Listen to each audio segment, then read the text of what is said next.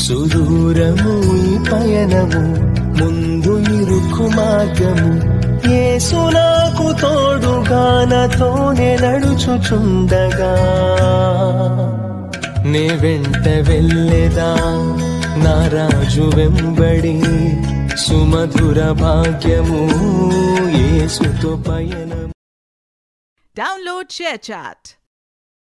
పెడుతున్నా ఒక మాట చాలు కదండి, అందరూ బ్రతుకుతారండి. దేవుడి ఒక మాట మనం అందరం కూడా బ్రతుకుతాం. నేను మిమ్మల్ని ఏదో దెప్పాలని, మిమ్మల్ని ఏదో చేయాలని నా ప్రసంగాలు నేను చేయట్లేదు. దేవుడు నాకు ఇక్కడ ఏది ఇస్తే దానిని నేను మీకు ప్రకటిస్తున్నా. నేను బలిపీఠం మీద ఉన్నాను. మానవ స్వరాన్ని మరుగుపరిచేవాడు నా దేవుడు, తండ్రి అయిన స్వరాన్ని వినిపించేవాడు నా దేవుడు. ఇక్కడ నా స్వరాన్ని మీరు చూడకండి, మీకు దండం పెట్టి చెప్తున్నా. నా స్వరాన్ని ఇక్కడ చూడకండి. ఇక్కడ మీరు ఏ స్వరాన్ని చూడాలి? దేవుని స్వరాన్ని చూడాలి. దయచేసి దేవుని స్వరాన్ని మీరు వినడానికి ప్రయత్నం చేయండి. రండి, మత్తయి సువార్త దేవుని పరిశుద్ధ గ్రంథములో నుండి, మత్తయి సువార్త దేవుని పరిశుద్ధ గ్రంథములో నుండి, మత్తయి సువార్త 25వ అధ్యాయము 1 నుండి 12వ వచనం. Matthew chapter 25 1 to 22 versus. నా ప్రియమైన బిడ్డలారా, మత్తయి సువార్త 25వ అధ్యాయము 1వ వచనం నుండి 12వ వచనం దాకా చదువుకుందాం.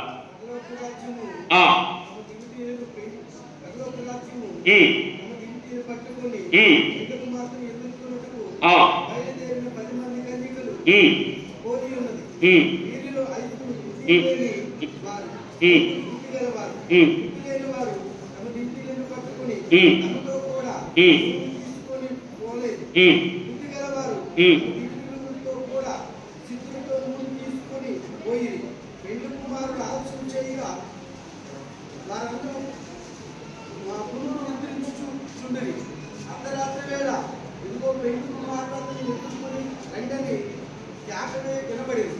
అప్పుడు ఆ కన్యకులందరూ లేచి తన దివిటీలను చక్కపరుచుకుని, కానీ బుద్ధి లేని ఆ కన్యకులు, మా దివిటీలు ఆరిపోవచ్చున్నది కనుక మీ నూనెలో ఉంచు, మాకు ఇయ్యని బుద్ధిగల వారిని అడిగి, అందుకు బుద్ధిగల కన్యకులు మాకు మీకును ఇది సాలదేమో, మీ అమ్మవారి వద్దకు పోయి కొనుక్కుని రండని చెప్పి వారి పోగొనుచుండగా పెళ్లి కుమారుడు వచ్చి, అప్పుడు సిద్ధపడి వారు అతనితో కూడా పెళ్లి కుమారుడు లోపలికి పోయి అంతకు తలుపు వేయబడి. ఆ తరువాత వారు తక్కిన కన్యకులు వచ్చి, అయ్యా అయ్యా మాకు తలుపు తీయమని అడగగా, అతడు మిమ్మును ఎరుగునని నీతో నిశ్చయముగా చెప్పుచున్నానని, ఆ దివ్యమైనను ఆ గడి అయినను మీకు తెలియదు కనుక మెలకువగా ఉండుడి. చదవండి 18వ వచనం దాకా. పరలోక రాజ్యము ఒక మనుషుడు దేశాంతమునకు ప్రయాణమై తన దాసులను పిలిచి తన ఆస్తిని వారికి అప్పగించినట్లుండును. ఒకనికి 5 తలాంతులను, ఒకనికి మరి ఒకనికి ఎవరి సామర్థ్యము చొప్పున వానికి 2 దేశాంతరము పోయిను. 5 తలాంతులు తీసుకున్నవాడు వెళ్ళి వాటితో వ్యాపారం చేసి అది 5 తలాంతులు సంపాదించు. అలాగనే 2 తీసుకున్నవాడు మరి 2 సంపాదించు. అయితే 1 తలాంతు తీసుకున్నవాడు వెళ్ళి భూమి తోటి తన యజమాని సొమ్ము దాచిపెట్టు. చాలండి, ఈ వాక్యాన్ని ధ్యానించండి. Wonderful words. ఒక్కొక్క మాట మనతో మాట్లాడారు, ఒక్కొక్క మాట మనల్ని బలపరచారు. నేను ఈ తప్పని చేశాను. ఇదే మాటలన్నీ కూడా నేను స్టేజ్ మీద నిలబడినప్పటి నుంచే వీడియో తీయవలసి, మరుగేం లేదండి, అంత పబ్లిక్. దేవుడి స్తోత్రం, హల్లెలూయా. ఆ మాట వల్ల ఎంతో మంది బలహీనులు బ్రతుకుతారు. ఇవి నా మాటలు కాదు, దేవుని మాట. ఎంతో మంది బలహీనులు బ్రతుకుతారు. ఇక్కడ దేవుని వాక్యంలో నా అంశము ఏమిటో తెలుసండి? సెరమోనీ, మై సెరమనీ ఏమిటో తెలుసండి? దేవుని వాక్యంలో అన్న అంశం ఏమిటంటే, ప్రియులరా మీతో చెప్పబోయేటువంటి అంశం ఏమిటంటే, మరి దేవుని వాక్యంలో సెర్మోన్. వాట్ ఈస్ ద సెర్మోన్ అంటే, you better believe it. You better believe it. You better believe it. తెలుగులో ఏమిటో తెలుసా? తెలుగులో ఏమిటో తెలుసా? బెటర్ అంటే ఏమిటి? తర్జుమా చేయండి తెలుగుకి. బెటర్ అంటే ఏమండి? యు బెటర్ బిలీవ్ ఇట్ అంటే నీవు నమ్ముట మంచిది. నీవు నమ్ముట మంచిది. ఏమి నమ్మాలి? పరలోకము ఉన్నదని నమ్ముట మంచిది. పరలోకము ఉన్నదని నమ్మాలి. Better believe it. మనకి ఎంతమంది కనపడుతున్నారండి అక్కడ? 10 మంది కన్యకులు కనపడుతున్నారు. ఈ 10 మంది కన్యకులు ఎవరి కొరకు ఎదురు చూస్తున్నారు? దేవుని కొరకు ఎదురు చూస్తున్నాడు. ఎవరు పెళ్లి కొడుకు? పెళ్లి కొడుకు తన అంతఃపురములో నుండి వస్తున్నాడు. ఎవరు ఆ పెళ్లి కొడుకు అంటే యేసుక్రీస్తు ప్రభువారు. ఎవరు ఆ 10 మంది సంఘమును? ఎవరు ఆ 10 మంది సంఘం? లవోదికయ సంఘం, రోమియా సంఘం, కొరింథీ సంఘం. నా ప్రియమైన దేవుని బిడ్డలారా, ఎవరు ఆ సంఘం? ఎవరు ఆ 10 మంది కన్యకులు? నా ప్రియమైన దేవుని బిడ్డలారా, ఈ 10 మంది కన్యకులు సంఘాన్ని పోలి ఉన్నారు. ఈ 10 మంది కన్యకులు ఎంతమంది దగ్గర నూనె ఉన్నది? 5 దగ్గర నూనె ఉంది. ఎంతమంది సిద్ధంగా ఉన్నారు? 5 సిద్ధంగా ఉన్నారు. ఉండడానికి 10 మంది ఉన్నారు. 10 మంది దగ్గర నూనె లేదు. ఆ 10 మంది కూడా నూనె ఉంటదలే, ఏమవుతుందలే అని ఆలోచన చేస్తున్నాడు.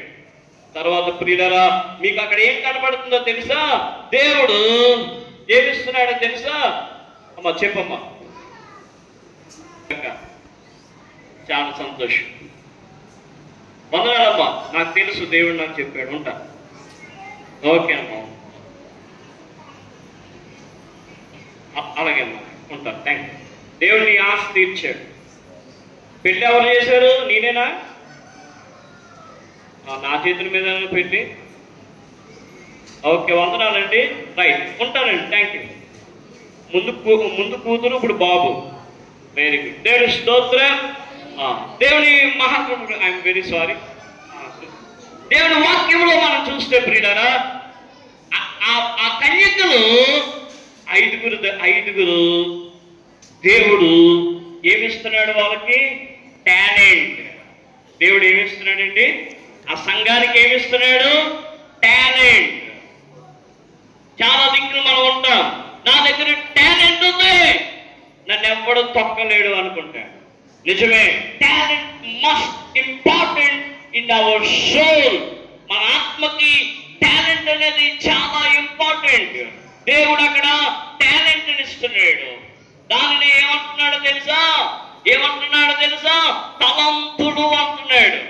ఒకనికి 1 తలంతు, ఒకనికి 2 తలాంతులు, ఒకనికి 3 తలాంతులు, ఒకనికి 5 తలాంతులు. అయితే వారికి ఏ తలాంతు ఇచ్చాడో ఆ తలాంతు పట్టుకుని వాళ్ళు పరిగెడుతున్నారు. పరిగెత్తలేడు ఏం చేస్తున్నాడు? దాన్ని అడ్డుకొచ్చి మళ్ళీ ఆ యజమానుడు భూమిలోకి వెళ్ళి గొయ్యి తీసి ఆడి కింద కప్పెట్టాడంట. ఈ కప్పెట్టింది ఏమైందో తెలుసా? అలాగే ఉండిపోయింది. టాలెంట్ మనం ఏం చేయాలి? విస్తరించాలి. మీకు ఒక ఉదాహరణ చెప్తాను. ముఖేష్ అంబానీ గారు అనేక మంది రకరకాలుగా చెప్పుకుంటారు. ఆయన ఒక గొప్ప వ్యాపారవేత్త.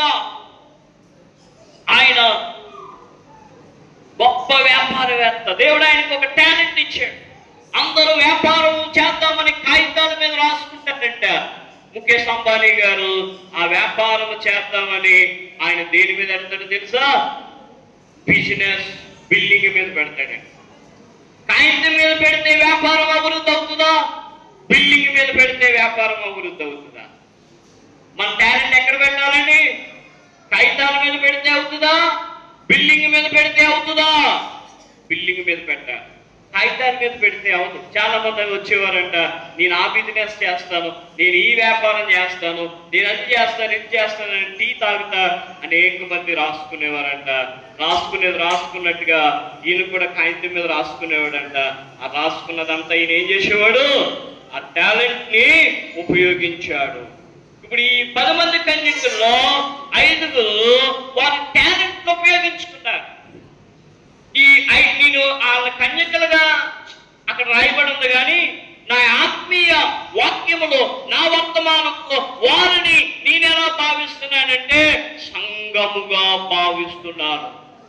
దేవునికి ఎవరు కావాలండి? దేవునికి ఎవరు కావాలి? సంఘమే కదా. దేవుడికి సంఘమే కదా. రూపిక సైన్య సమభీకర రూపిణి అగు ఈమె ఎవరు? ఆమె వధువు సంఘం. రూపిక సైన్య సమభీకర రూపిణి అగు ఈమె ఎవరు? ఆమె ఆ 5 కన్యకలు. నీతి సూర్యుడు వారిలో ఉదయించాడు. వారికి దేవుడు తలాంతులు ఇచ్చాడు. చాలా మంది దేవుడు తలాంతులు ఇస్తే ఆ తలాంతులు ఆ ఇచ్చినోడి దగ్గరే గొయ్యి తీసి కప్పెట్టేస్తున్నావు. నీవు ఎలా అభివృద్ధి అవుతావు? నీవు ఎలాగా గ్రో అవుతావు? దేవుడు వాక్యం చెబుతుంది ప్రియులారా. ఏమని చెబుతుందో తెలుసా? మనమందరము కూడా ఎవరి కొరకు ఎదురు చూస్తున్నామండి? పరలోక రాజ్యము తమ డ్యూటీలు పట్టుకుని పెండ్లి కుమారుణ్ణి ఎదుర్కొనుటకు బయలుదేరిన 10 మంది కన్యకలు. అంత గమ్మున మనము బయలుదేరలేం. ఏదన్నా ప్రయాణం అనుకునేటప్పుడు అన్ని కూడా పెట్టుకున్నా ఏదో ఒకటి మర్చిపోతా. అందుకనే 103వ కీర్తన అంటాడు, నా ప్రాణమా యెహోవాను సన్నిధించుము, నా అంతరంగములో ఉన్న సమస్తమా ఆయన పరిశుద్ధ నామమును సన్నిధించుము, ఆయన చేసిన ఉపకారములలో దేనిని మరువకుము. ఈ 10 మందిలో 5 మర్చిపోలేదండి. వారికి నూనె కావాలి. దీపం వెలగాలంటే నూనె కావాలి. వెలుగున్నప్పుడు అందరూ వస్తారు. దీపం వెలుగుతున్నప్పుడు అందరూ వస్తారు. ఆ దీపము వెలిగించడానికి ఎంత కష్టపడ్డామో తెలుసుకోవాలి. ఆ దీపము వెలగడానికి ఎంత శ్రమ పడ్డారో తెలుసుకోవాలి ఈ కన్యకలు. ఆ దీపము సూర్యకాంతిని ప్రకాశింపజేయడానికి వారిని వారు ఎంత మలుచుకున్నారో తెలుసుకోవాలి. కాంతి వచ్చేస్తుంది అని మిగతా 5 కన్యకులు కంగారు పడిపోతున్నారు. ఆ కాంతిని చూసి తగతగా మెరిచే ఆ రూపిక సైన్య సమభీకర రూపికను చూసి ఏమైపోతున్నారంట? అయ్యో ఆ కాంతి మాకు లేదే, అయ్యో ఆ కాంతి ఆ వెలుగు మాకు లేదే, మాకు కావాలి. I want kranti. ఎక్కడ దొరుకుతుంది క్రాంతి? నువ్వు కష్టపడింది అది. నీ తలాంతుని 1 తలాంతుని 2 తలాంతులుగా, 2 తలాంతులు 3 తలాంతులుగా చేసుకున్నదేది? ఇవాళ చాలా మంది దేవుని నిందించేస్తారు. యేసు ప్రభువాన్ని నమ్ముకున్నాం కానండి నాకేమీ లేదండి, యేసు ప్రభువాన్ని నమ్ముకున్నాం కానండి నేను అలాగే ఉన్నానండి, ఎక్కడ వేసిన గొంగని అక్కడే ఉన్నదండి అని చెప్తారు. అని నీ తలాంతి ఏది? నీ తలాంతిని ఎక్కడ ఉపయోగించుకుంటున్నావు? ప్రియులరా, నీ తలాంతుని ఉపయోగించుకున్నప్పుడే ఆశీర్వదించబడతావు. నీ తలాంతుని ఉపయోగించుకున్నప్పుడే దీవించబడతావు. పెండ్లి కుమారుడు అనగా యేసుక్రీస్తు ప్రభువారు ఆయన తన అంతఃపురములో ఉన్నాడు. ఈ 10 మంది కన్యకలు పెళ్లి కుమారుని చూడడానికి వారు సిద్ధపరచుకోమని దేవుడు తలాంతులు ఇచ్చాడు. ఈవేళ నా ప్రియమైన దేవుని సంగమా, దేవుడు కూడా మీకు తలాంతులు ఇచ్చాడు. ఏమిటి ఆ తలాంతులు అంటే? పెళ్లి కుమారుడు వచ్చేస్తున్నాడు. తెస్సలోనిక రాసిన పత్రిక 4వ అధ్యాయంలో అంటాడు, ఎలా వస్తున్నాడు ఆయన? రాత్రి వేళ దొంగ ఎలాగూ వచ్చినో. దొంగ ఎలా వస్తాడో తెలియదు, అకస్మాత్తుగా వస్తాడు. రాత్రి వేళ దొంగ ఎలాగూ వచ్చినో అంటే యేసుప్రభు వారు దొంగ. అప్పుడు యేసుప్రభు వారు దొంగ కాదండి. రాత్రి వేళ దొంగ ఎలాగూ వస్తాడో అలాగే దేవుడు నీ దగ్గరికి వస్తున్నాడు. మధ్యాకాశ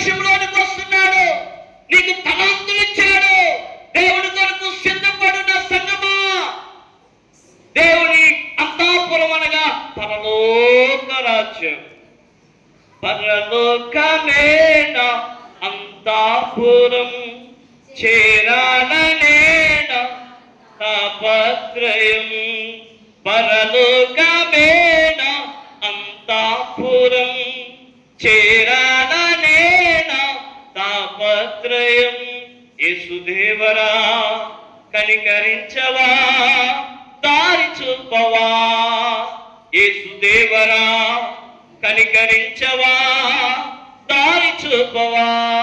అక్కడికి ఎలాగెలా ఆలోచించండి. ఈ 10 మందికి దేవుడు కన్యకలు ఎందుకు ఇచ్చాడు? ఈ కన్యకలకి తలాంతులు ఎందుకు ఇచ్చాడు? అందులో ఆలోచన చేయండి. నా ప్రియమైన దేవుని బిడ్డలారా, దేవుని సంగమా, మకరందాన్ని చూచి మోసపోకండి. మానవులు వంటి ఊపిరి వంటి వారు, గనులు వంటి ఊపిరి వంటి వారు పరలోకములోనికి పెళ్లి కుమారుడు సిద్ధపడిపోతున్నాడంటే, పెళ్లి కుమారుడు సిద్ధపడిపోతున్నాడు. మీకు తెలుసా, సముద్రంలో భూకంపం వచ్చింది. వార్తలు చూస్తున్నారా మీరు? సముద్రంలో భూకంపం వచ్చింది. మనం ఇంకా ఇక్కడ ఎలా ఉండి మంట కట్టి ఉన్నామంటే అది దేవుని ప్రణాళికే, అది దేవుని కృపే. ఏమండి, ఆ తలాంతులు ఎక్కడ పెట్టేస్తున్నాడు ఆయన? 25వ అధ్యాయంలో లాస్ట్ అండ్ ఫైనల్ వర్డ్ ఏమిటండి? 11వ వచనం చదవండి. 10వ వచనం, వారు కొనపోవచ్చుండగా పెళ్లి కుమారుడు వచ్చెను. ఏమండి, ఏం చేస్తున్నారు వాళ్ళు? కొనపోవచ్చుండగా. కొంటే వచ్చేస్తుందా? ఏమండి, కొంటే దీపం వెలిగిపోద్దా? మనం కొట్టు మీదకి వెళ్ళి నూనె కొని ఆ దీపంలో వేసేసి నూనె వెలిగించేస్తే సరిపోద్దా? పరలోక రాజ్యం వెళ్ళాలంటే అది కాదండి. విరిగి నలిగిన హృదయం ఉండాలి. విరిగి నలిగిన హృదయం కావాలి. దేవుడు బదులు అడుగుతులేదు, విరిగి నలిగిన హృదయం అడుగుతున్నాడు. నవీన స్వభావం అడుగుతున్నాడు. విరిగి నలిగిన హృదయం నీలో ఉంటే ఆ పరలోకంలోనికి అవకాశం ఉంది. విరిగి నలిగిన హృదయం మనలో ఎక్కడుందండి? దేవుని నమ్ముకున్నాం, మన హృదయం ఎక్కడ విరగబడిందండి? యేసయ్యను నమ్ముకున్నాం, మన హృదయం ఎక్కడ విరగబడిందండి? ప్రభువుని నమ్ముకున్నాం, మన హృదయం ఎలా ఉన్నదండి? ఆలోచన చేయండి. చెప్పేస్తాం, ఇరిగి నలిగిన హృదయం అంటే నీకు ఇష్టం ప్రభువా అంటాం. మన హృదయం విరగబడిందా? మన హృదయం రాయిలాగే ఉంది కానీ ఇంకా మాంసపు ముద్ద అయిందా? మన హృదయము రాయా, మాంసపు ముద్ద? ఈ కన్యకులు 10 మంది వాళ్ళ హృదయము మాంసపు హృదయముగా మార్చేస్తారు. రాతి గుండెను తీసివేసి మాంసపు గుండెను నేను మీకు ఇస్తానంటున్నాడు. హల్లెలూయా. ఈ పరలోక రాజ్యంలోనికి వెళ్ళాలంటే పెళ్లి కుమారుడు వచ్చేస్తున్నాడని వీళ్ళు ఏం చేస్తున్నారు? పొందాము అని ప్రయత్నం చేస్తున్నారు. కొంటే దొరికేది కాదండి. నా దేవుని ప్రేమ కొంటే దొరికేది కాదు. నా దేవుని ఆశీర్వాదము కొంటే దొరికేది కాదు. నా దేవుని పట్టణము కొంటే దొరికేది కాదు. నా దేవుని పట్టణము నువ్వు చేరాలంటే ఆయన నీకు తలాంతు ఇచ్చాడు. ఆ తలాంతు దేవుని దగ్గర పెట్టు. ఆ తలాంతు దేవునికి ఇవ్వి. ఆ ప్రతి సేవకుడు కూడా ఆ తలాంతు కంటే అభివృద్ధవుతున్నాడు. ప్రతి యొక్క విశ్వాసి కూడా ఆ తలాంతు కంటే అభివృద్ధి అవుతుంది. తలాంతు లేకపోతే మనము ఎక్కడేసిన గొంగల్లా అక్కడే ఉండిపోతాం. ఎప్పుడు మనం సీతాకోక చిలకయ్యి ఎగురుతాం.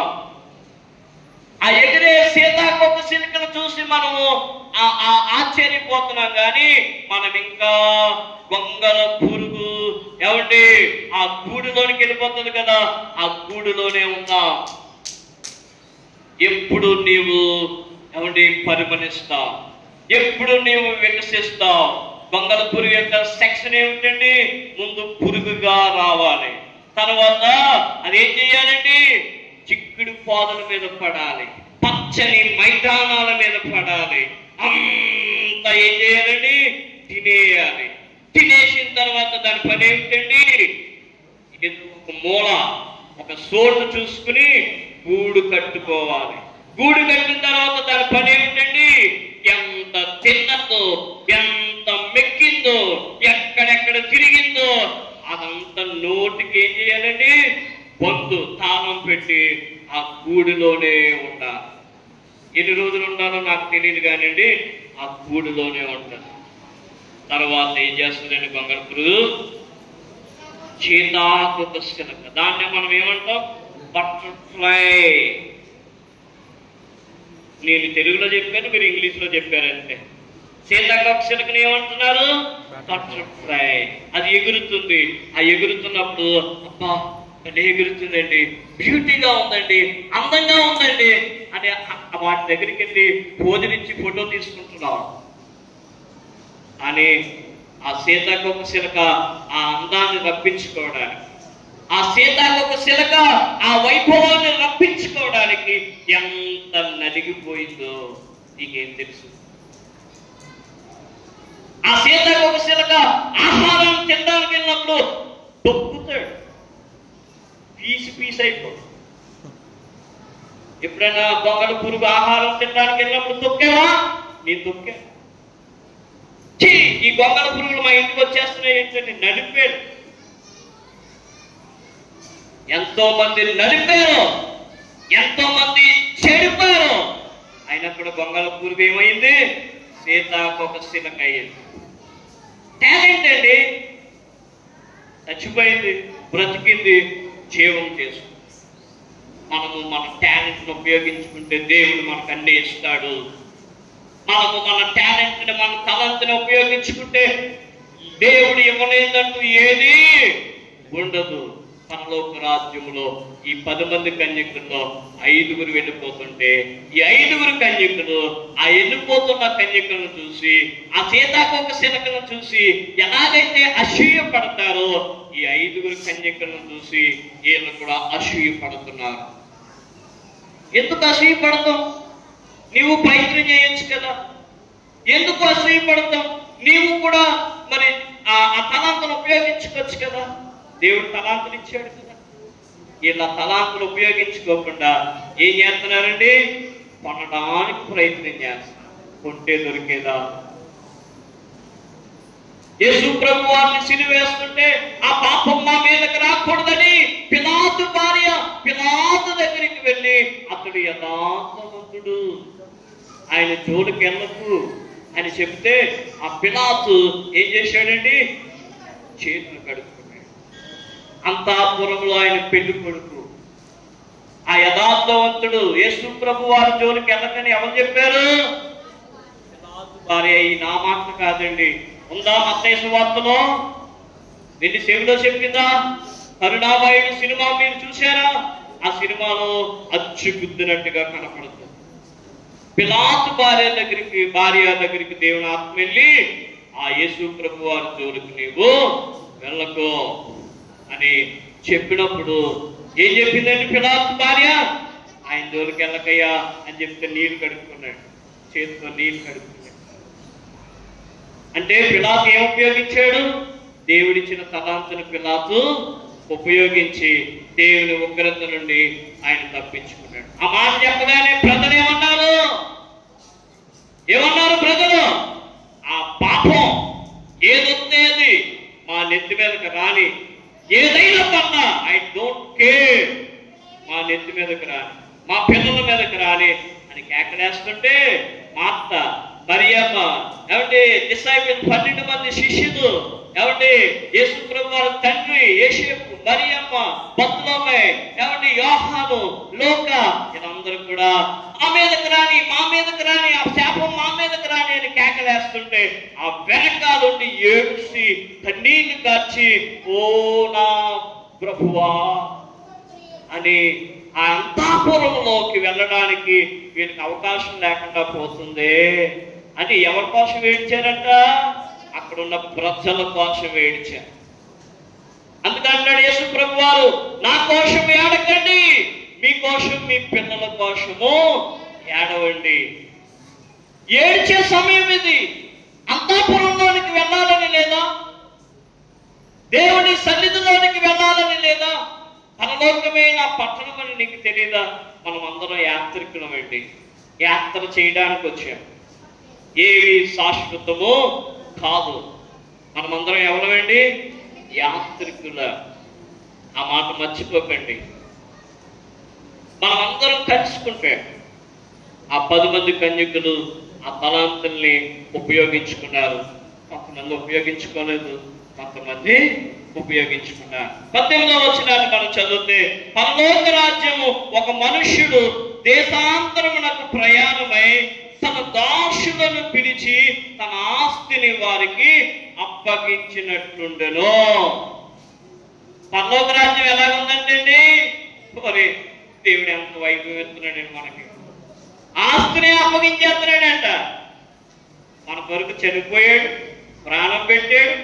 ఆయనేమో ఒకటి తక్కువ, ఏమండి 1 తక్కువ 40 కొరడా దెబ్బలు చర్మం ఊడేలా కొట్టా, బల్లెంతో పొడిచా, ఆఖరి రక్త పొట్టు కాదు, ఆఖరి నీటి పొట్టు వచ్చేదాకా ఎలాడదీసా, ముళ్ళ కిరీటం పెట్టా. ఆయన లేవి లేవి నాదా శబక్తా అని బిగ్గరగా కేక వేసి, నా దేవా నన్ను ఎలా విడిచిచున్నావని దేవునికి తన ఆత్మను అప్పగించాడు. తర్వాత 3వ రోజు ఏమైందండి? సమాధిని బద్దలు కొట్టుకుని ఆయన లేచినాడు రా యేసురాజు అని పాటలు మొదలు పెట్టాడు. ఆయన ఏం చేశాడు? మళ్ళీ అందరికీ కనపడి పరలోకం అవరోహణమై వెళ్తున్నాడు. ఆయన ఏమంటున్నాడు తెలుసా? వెళ్ళినప్పుడు, నేను మీ కొరకు ఇంటిని సిద్ధపరిచాను, మీకు ఒక ఇంటిని కట్టడానికి వెళ్తున్నాను. ఆ కట్టిన ఇల్లు మళ్ళీ ఎవరికి ఇచ్చేద్దానంటున్నాడు? మనకే. ఆ కట్టిన ఇల్లు ఎవరికి ఇచ్చేస్తానంటున్నాడు? వాక్యం ఏముందంటే, పరలోకమే నీదంట, పరలోకమే మనదంట. ఆలోచించండి. ఆ పెళ్లి కుమారుని వైపు చూడండి. ఆ పెళ్లి కుమారుడు యేసుక్రీస్తు ప్రభువారు. మనం చాలా ఆయన డిస్టర్బ్ చేయకండి, మాట్లాడడం లాగేస్తాయి. అది మరి నేను ప్రపంచం అంతా చూస్తాను. దేవుడు వాక్యం ఏమని చెప్తుందో తెలుసా ప్రియులారా? యేసు ప్రభువారు ఏమని చెప్తుంది వాక్యం చూడండి. ఏమని చెప్తుందండి? పరలోక రాజ్యము ఒక మనుష్యుడు దేశాంతరం వరకు ప్రయాణమై తన దాసులను పిలిచి తన ఆస్తిని వారికి అప్పగించినట్లు ఉండును.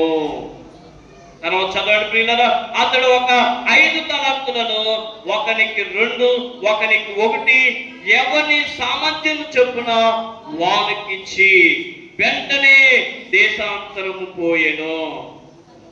ఏమండి? తప్పిపోయిన కుమారుడు నా ఆస్తి నాకు ఇచ్చే నీ పోతానన్నాడు.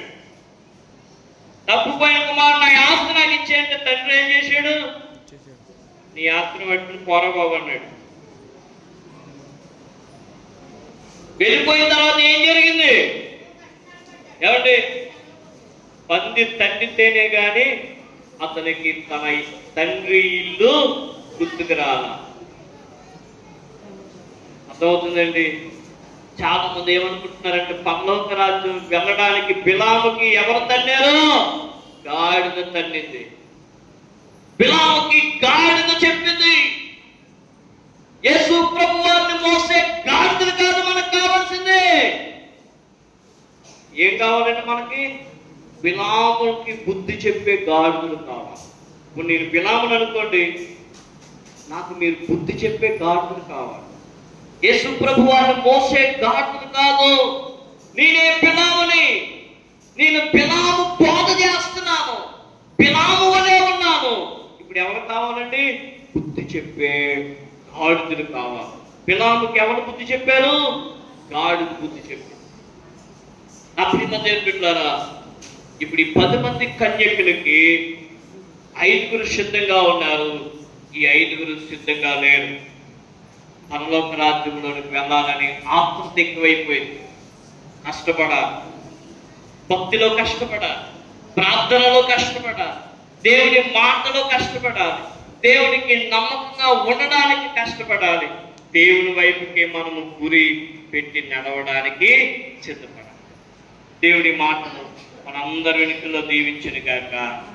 చిన్న ప్రార్థన చేస్తాను. సకల ఆశీర్వాదానికి కారణభూతుడు అయిన మా దేవ, అయ్యా నేనైతే యథార్థంగా చెప్పాను నాయన వాక్యం.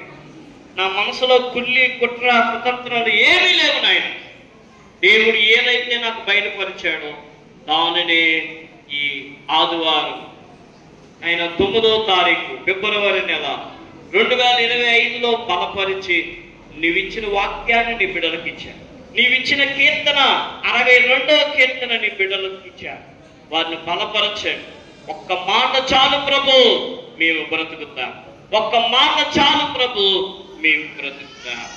You believe, you better believe it. Jesus Christ is the lord of all. ప్రభు అని బిడ్డలను దీవించి ఆశ ఈ వర్తమానం ద్వారా వారు బలపరచబడ్డారని నమ్ముతున్నాం. వారు దీవించబడ్డారని నమ్ముతున్నాం. పరలోక రాజ్యము కొరకు వారు నాయన ప్రయత్నం చేసుకుని వారు పరలోక రాజ్యము కొరకు సిద్ధపడి ప్రభువా వారి యొక్క విధానాలు అన్ని కూడా నాయన ప్రభు సన్నిధిలో వారి తలంతులు ఉపయోగించుకుంటారేమని నమ్ముతున్నాను. నాయన దీవించి ఆశీర్వదించి బలపరచమని యేసయ్య నామమున అడుగుచున్నాను మా పరమ తండ్రి. ఆమేన్. మీ అందరికి వందనాలండి.